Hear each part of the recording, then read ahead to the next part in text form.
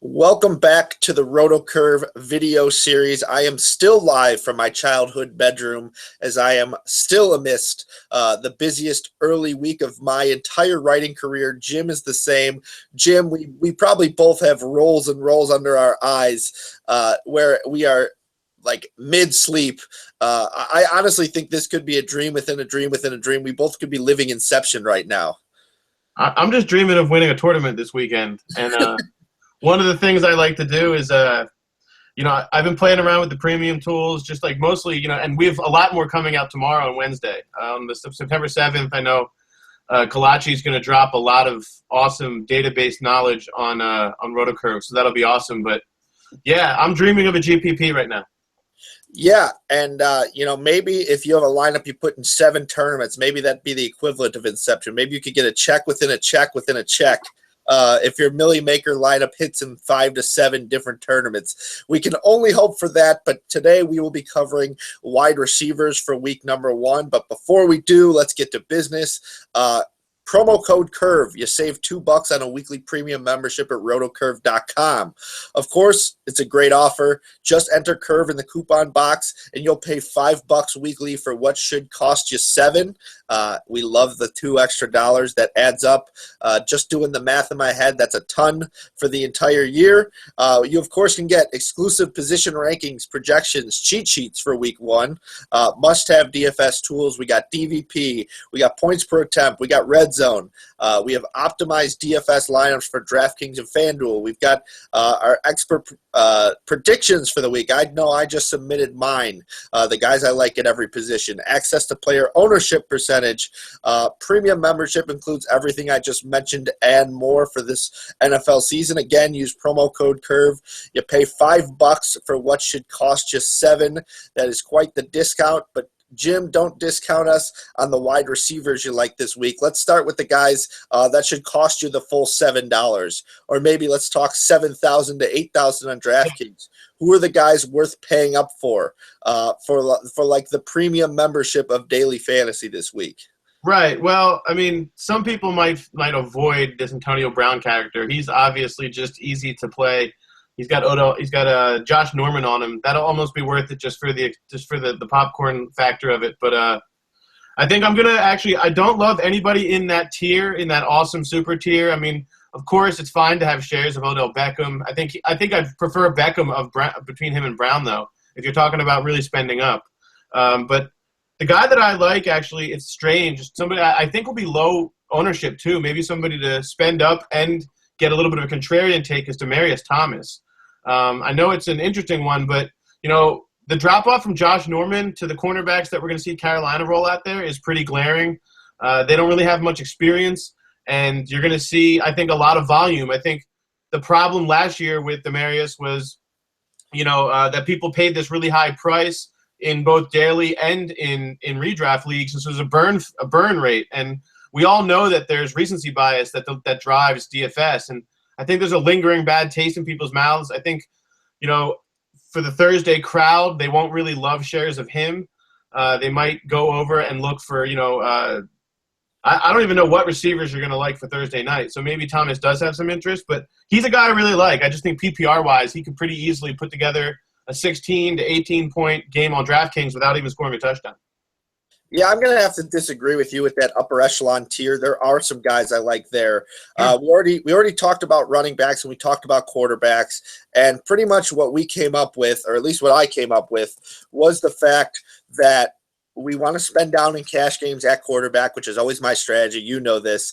But also we came up with that the running back tier in the middle has nearly as much upside as it does at the top, at least for cash games. So we're comfortable there. So we're going to have to spend up somewhere other than tight end. And there's 2 guys that stand out to me. And one of them, if you look at last year's numbers alone, probably not the greatest matchup, but Julio Jones. I mean, you look at that Tampa Bay pass defense last year, they were one of the better ones in terms of yards. But this is a guy who feasts on PPR, kind of like Antonio Brown, except unlike Antonio Brown, there are no real imposing corners here. I mean, Alteron Werner was a big name a few years ago, but now he's down to rating in the 30s in terms of Pro Football Focus. Right. There's just not a guy in Tampa who really scares me with Julio Jones. I love the fact that Kyle Shanahan loves to get him involved. He actually tied with Antonio Brown for the most receptions last year. He had the most overall targets. He had, I believe, the most overall yards. So Julio Jones was just an absolute monster last year. And in terms of cash games, you're getting, 7-ish receptions regardless of what happens. And it's obviously possible that this guy finds the end zone. So I do like him as a guy worth paying up for in cash. But the guy who really, really stands out to me, who I will use cash games, tournaments, anywhere, is DeAndre Hopkins. And I know there's a lot of uncertainty around this quarterback situation, being that, he had some other quarterbacks last year, but this has to be an upgrade. And really, the Bears are pretty much guaranteed, I read, to be without Fuller, Tracy Porter, and their third corner. So without their top 3 corners to try and cover DeAndre Hopkins and Fuller, they just are going to have no prayer. And I know this is a young quarterback in a new situation, and the offensive coordinator is going to look to protect him. But I think this is a situation where you look at that secondary and you have to take advantage of it. DeAndre Hopkins is going to be targeted early and often. I really think this is a guy who could approach 10 to 15 catches in the first week. I think he's going to be that heavily targeted, sort of like we saw at the beginning of last year, because this Bears team just has nothing that could even conceivably stop him. Yeah, no, I like the idea of attacking depleted secondaries. I mean, it's one of the few narratives that generally actually correlates to results. Right. We love coach speak, we love stuff like that, but the stuff that really drives stuff is matchups. Who's on the field and who's covering these guys? Who's trying to stop our players from scoring points? I think Golden Tate is an example here. I mean, Marvin Jones, I'm sure we'll get to him in terms of the cheaper quality guys, but paying up a little bit for Tate actually still makes sense, especially on DraftKings with the PPR scoring. He ran the 4th most routes last year in the NFL. Calvin Johnson ran the 2nd most. Obviously, Calvin is dancing with the stars right now. So, Golden Tate is a guy with a high floor. And really, Vontae Davis is out. Clayton Geathers is out. Henry Anderson on the line is out. They don't have any pass rush in Indianapolis. So I just think that's a game with a 50-point over-under. Those points are coming from somewhere. And actually with Jim Bob Cooter and with that new look efficiency model that they had going with Stafford, Tate actually started scoring touchdowns, and they were running these red zone screens for him, kind of the way you see these red zone screens in Pittsburgh get run for Brown. I just think Tate, as much as everybody loves Marvin Jones, and I get it, this isn't against Marvin Jones. I'm fine with actually both of them. I just think for right around $7,000 on DraftKings, if you're going to go after those big guys, if you want DeAndre Hopkins, you can still afford Tate, especially with, like you said, with the values at quarterback and, the mid-tier pricing at running back. Yeah, the only opposition I have to that is the price tag. He's way, way up there, probably as he should be without Calvin Johnson.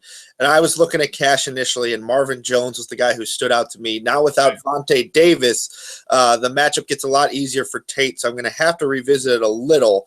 But I think both wide receivers are going to be involved, and I don't want to use 2 Lions receivers in the same cash lineup. So that's the only reason that Tate wasn't on my radar in cash games. But I think he certainly has to be now because he is a guy who probably is going to approach, if not exceed, 100 receptions, assuming he stays healthy this year. So speaking in that same tier, though, I think there's a guy I still prefer a little bit. Cooper? No. Sammy Watkins. Sammy Watkins is a guy who last year down the stretch, let me give you the numbers, double-digit fantasy points in each of his last 6 games and averaged 25.17 fantasy points during that stretch. I mean, this was a guy who developed some rapport with Tyrod Taylor, and all we ever worry about with this guy is his health. As long as Sammy Watkins is healthy and playing, and, there was some concerns this preseason, but he came back and looks good.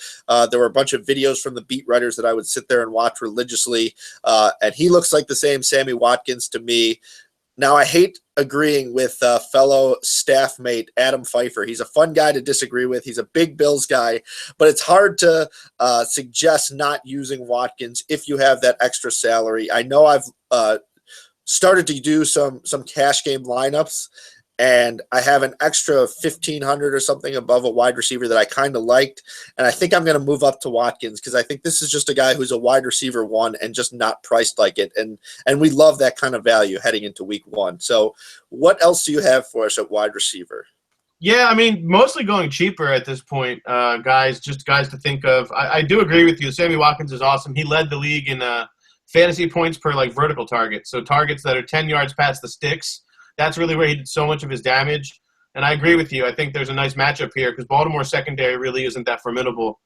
Even when they get Jimmy Smith and these guys back, I still think they're very beatable. Ladarius Webb, those guys. Ladarius Webb is a name at this point. I actually, on the Ravens, I like Mike Wallace a little bit. He's really cheap. Again, one of these inefficiencies that we can gain between when the pricing came out and when his ascension as a target came, so he's due more work than I think DraftKings priced in. There's a risk there, of course, but, this might be more of a tournament play. I don't think there's much of a floor with Wallace or really any Ravens receiver. But the Bills gave up the 7th most yards per catch, the 9th most touchdowns, the 9th most yards to receivers, even though they're known to have a good defense by brand. The Ryan brothers aren't really doing that well lately. And I think the Bills actually it's strange, but I actually think there could be a little bit, not a shootout, but I think there could be some fantasy fun in that Bills-Ravens game. And I don't think people are really going to be on that. So I think you piqued my interest there with bringing up Watkins.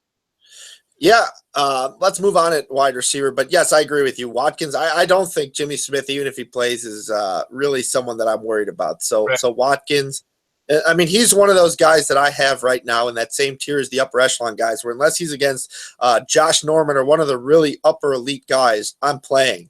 I mean, even last year, Watkins, I remember in some of those difficult matchups, I think it was one against Revis, he ended up scoring on a long target. So he's not a guy that I really worry about in terms of a mid-tier corner guarding him. So that was my thinking with Watkins. But let's move on.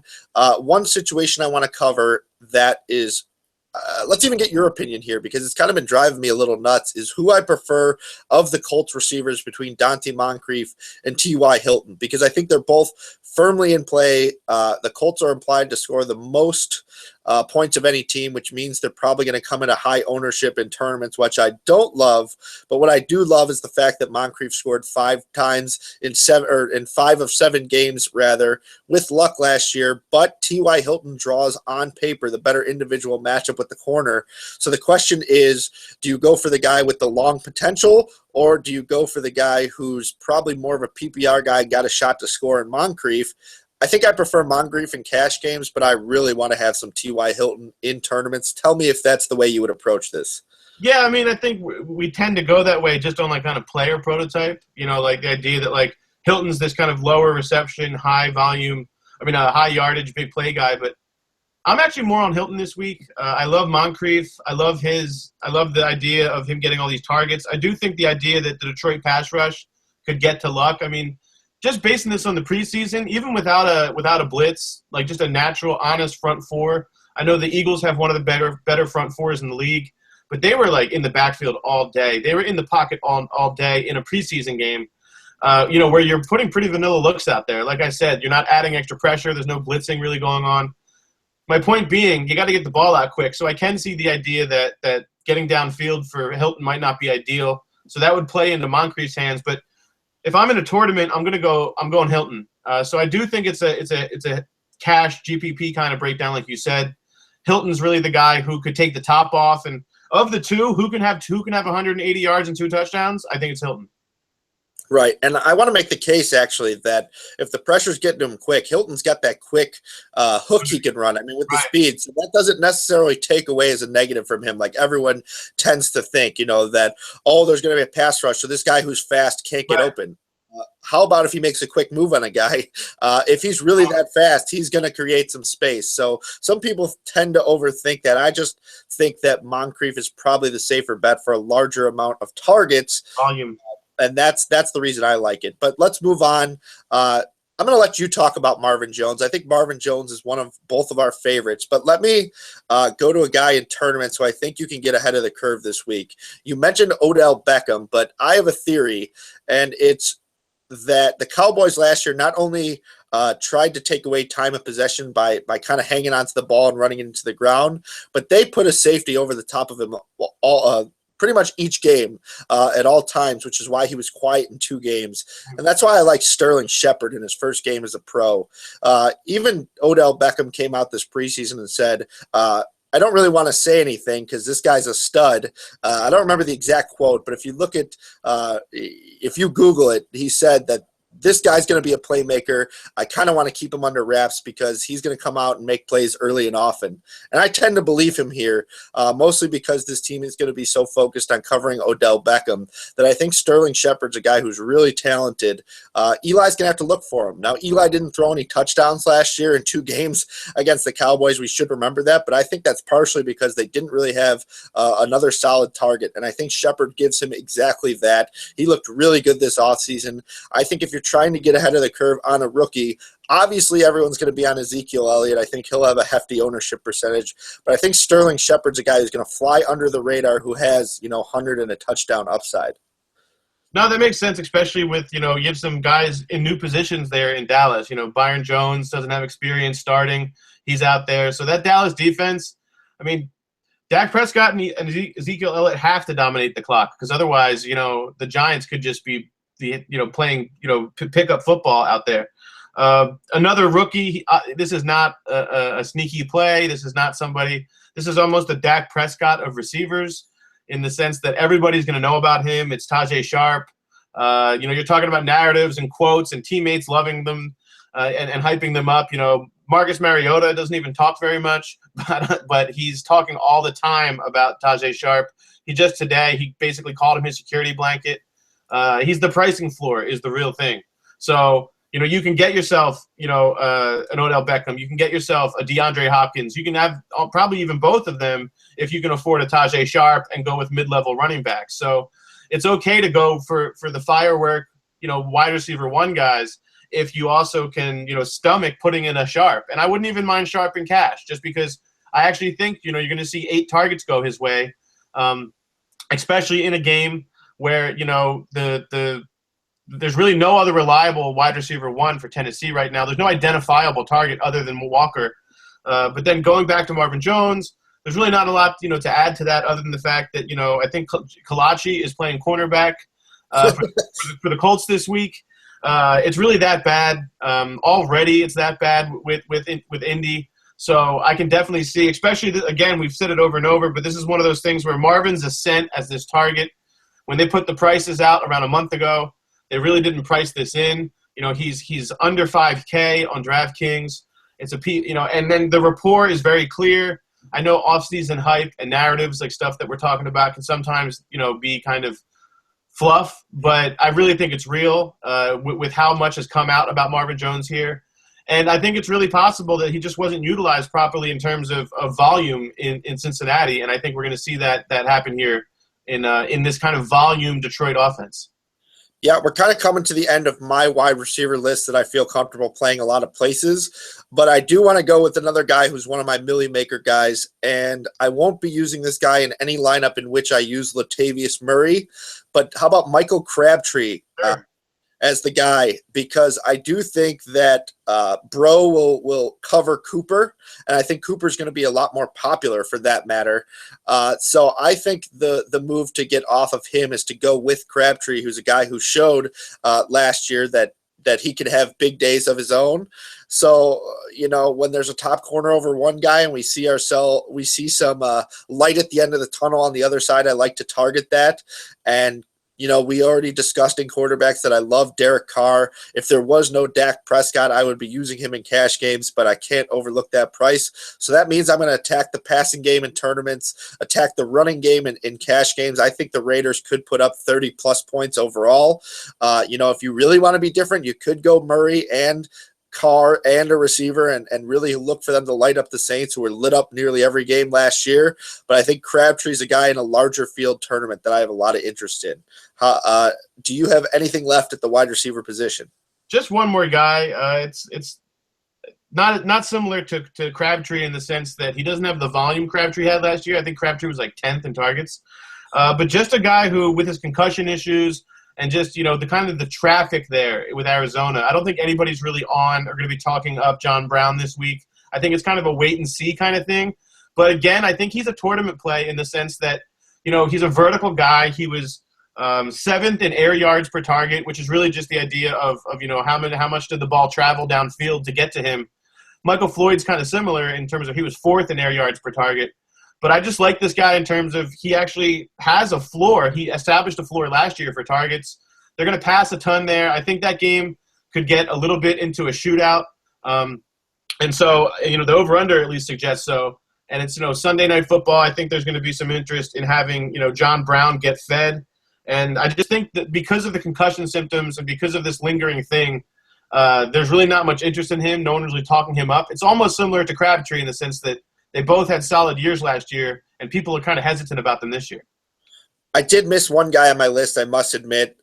So I look at DVOA from last year. For those of you who don't know, that's Football Outsiders. That is defense value adjusted over average is the name of the statistic. It basically just shows you how teams fared overall against positions. And the Jets are playing Cincinnati, and they pretty much were above average to tight end, other wide receiver, which is 3rd and below, and number 1 wide receiver. So the one hole there was their number 2. And while I wouldn't feel comfortable using Eric Decker in a large, like 100,000 person tournament, because I think his upside might be 100 and a touchdown. I don't think he's ever going for 200 or anything groundbreaking. I do think he's reasonably safe to get those, 60, 70 yards and probably a touchdown. So I like him in cash games, and I do like him in some of the smaller tournaments where you really just need production for the price, and I think his price is pretty fair, especially on FanDuel looking at it. So I did want to mention Eric Decker, who I don't want to go overlooked. Jim, is that all we have to say about receivers? That's it. I mean, I think you really established you made a really great point, I think, about the idea that, it's a good week where we have some guys like Dak. We have, even Cooper is a guy, like you said, Carr is a quarterback who we can rely on in cash, who's not going to break your bank. And the same idea, these mid-tier running backs, just to rehash, when people watch the running back video, they'll see that there's this crew of mid-tier running backs who we like that have RB1 upside, Latavius Murray being one of them. Someone we didn't even mention, but Ryan Matthews, for example, could even be a guy who gets 20 touches and won't cost you much. That lets you afford to go up at receiver. So I think you made a good point and countered my idea, because we have this idea that we want to save here and save here and save here. And if you're saving everywhere, then where are your superstars? So I think that's a good point you made in the sense that there's values in other positions, in the single positions. Let's spend up. If this is the year of the wide receiver where Odell Beckham, Antonio Brown, and Julio Jones are going 1, 2, 3 in all fantasy drafts, redrafts, let's also appreciate the fact that there is a real shift, a real transformative shift in football. So pay up for receiver, I guess, is the lesson that you taught me here today. Yeah, well, I mean, you just look at those stats from last year, and you look, Bortles was in the mid-30s of touchdowns, Kirk Cousins was in the mid-30s, Eli was in the mid-30s, so the running game is becoming less and less important. We want those guys who catch some passes, who we mentioned in the running back video, and then we want those monster wide receivers who are going to go off, and I think that's the strategy. I think you and I pretty much agree there. So that's all for the wide receiver video. That's something to think about, that, these monster wide receivers are probably going to be the most consistent, and a lot of them have that monster upside in the PPR format. But just to review, enter promo code CURVE to save $2 on a weekly membership at RotoCurve. Again, with this, you get exclusive rankings, projections, cheat sheets, must-have tools like DVP, points per attempt, Red Zone. You get optimized DFS lineups for DraftKings and FanDuel. You get ownership percentage. You get insight from people such as myself, Jim, Josh Kalachi, if you want it, which you probably don't, and guys like Adam Pfeiffer. Again, use promo code CURVE. You pay $5 instead of $7. That is all for wide receivers. We are out. Peace.